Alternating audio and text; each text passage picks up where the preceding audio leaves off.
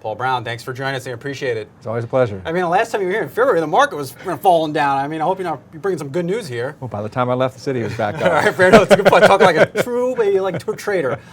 So catch us up. I mean, what's going on? Buffalo Wild Wings, Arby's. What's going on with Buffalo Wild Wings? Where are you in the turnaround? Well, we're following a lot of the same process we did at Arby's. We've been doing a lot of work on the brand, trying to determine what's the ideal positioning of the brand. That work has been completed. We're now starting an execution phase on that. So you're going to start seeing new marketing. You'll see some changes to the menu, see changes to the building design as we roll that out over the course of the next 12 to 18 months. We have our first new advertising campaign actually starts this Thursday.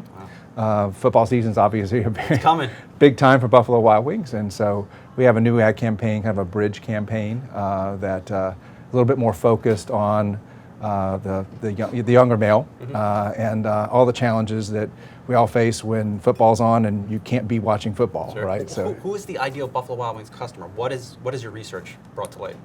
Well, we've even named him, right? So we call him Sean, right?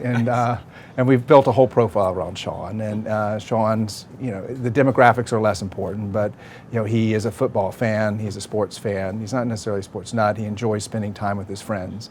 In fact, the real insight here is that as we age, as we go from college into adulthood, those times with your friends are more and more precious, and actually harder and harder to have. I have none of them. I take your word for it. I take your word for it. Sean is actually enjoying this time. And so we want to create that environment where it's just a fun place to be with your friends. It's a place that you can say, hey, on the last minute, let's go to a Buffalo Wild Wings, whether it's to watch the game itself or just to be part of that environment. What is going to happen? You tease anything out on the menu. I look at Wingstop, they do wings, that's all they do. I go, I've mentioned to you before, the menu got big, under the prior team. What are you doing to it? Who is it? Well, I mean, we're working on the strategy right now. I mean, what we want to have, though, is a menu that is very conducive to a very flowing, eat when you eat, what you want, sharing type of experience. Because, again, what we want to be is that place where you can come with 4 friends, 2 more join, 3 leave. It's a very fluid experience. You don't have this structured, it's appetizers, it's an entree, and then it's a dessert, and then out. And I think that's one thing the brand may migrate a little bit too closely to that structured casual dining environment. We want to move back more toward an unstructured sports bar type of experience. So it sounds like a menu streamlining to a little bit. Yeah, there'll be some things come off, some things come on, but I think it'll be probably more curated is probably a good word than it has been in the past. And what about the size of the restaurant? To your point, I know the Buffalo Wild Wings team is rolling out these stadium concepts, these hulking shrines to like wings and football. Are you still going with that? Well, we like the size, about 6,000, 6,500 square feet, I think is a good size. Scaling down, ranging from 55 all the way up, we have some 8,000 plus. I think the big change we're going to try to make is make an environment where you can have different things going on in the restaurant at the same time, but also have the flexibility for big events to open it up and have just one big open experience. And so that's the trick, is that a Buffalo Wild Wings is really a very different environment depending upon day of week or time of day, and we want to build a building design that can flex with that. What about, I know you've been in the news a little bit with the gambling. Where are you at in that?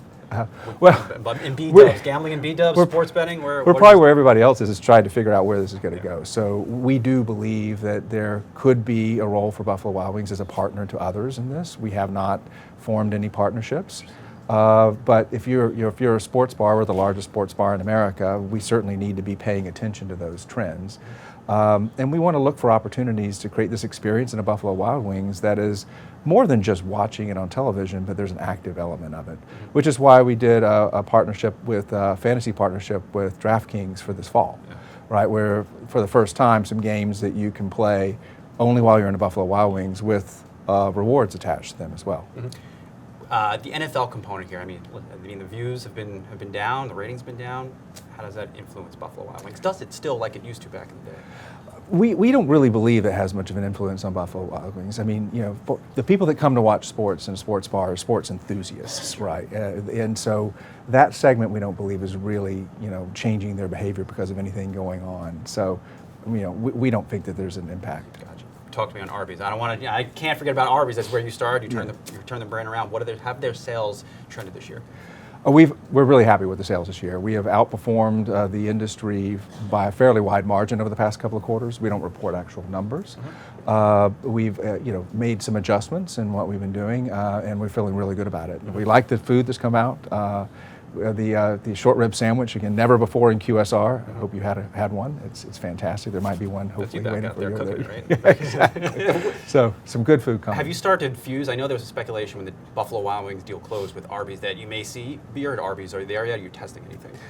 No, we're not still testing anything. I think we do have a great learning lab on that, which is Buffalo Wild Wings, and so we're going to try various things. In fact, we even have a self-serve beer option in one of our Buffalo Wild Wings right now, beer wall, if you will, where you can, pre-buy on a card, like just like you can in some places on wine walls. I'm guessing that's not by my house.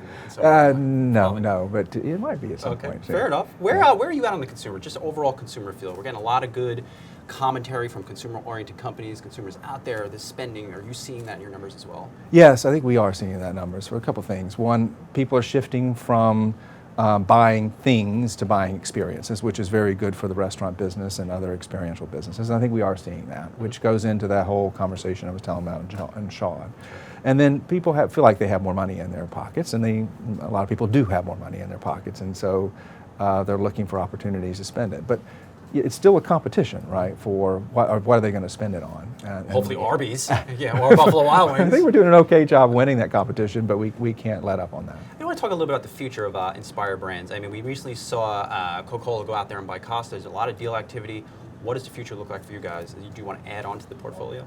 Well, as we stated in February, it is part of the strategy to look for the right opportunities to add brands to the portfolio. So, if the right opportunity comes along, we obviously would be interested in that. What interests you? Is it a coffee? What kind of gets you excited about potentially doing something at some point? We're looking for concepts that are up and down the spectrum, whether it be the price point spectrum from QSR all the way to casual dining, or very different occasions, because we think building a portfolio of brands that have different occasions gives you more opportunities to build relationships with that customer as they go through the various dining occasions. And then lastly, Inspire Brands, is it a public company at some point?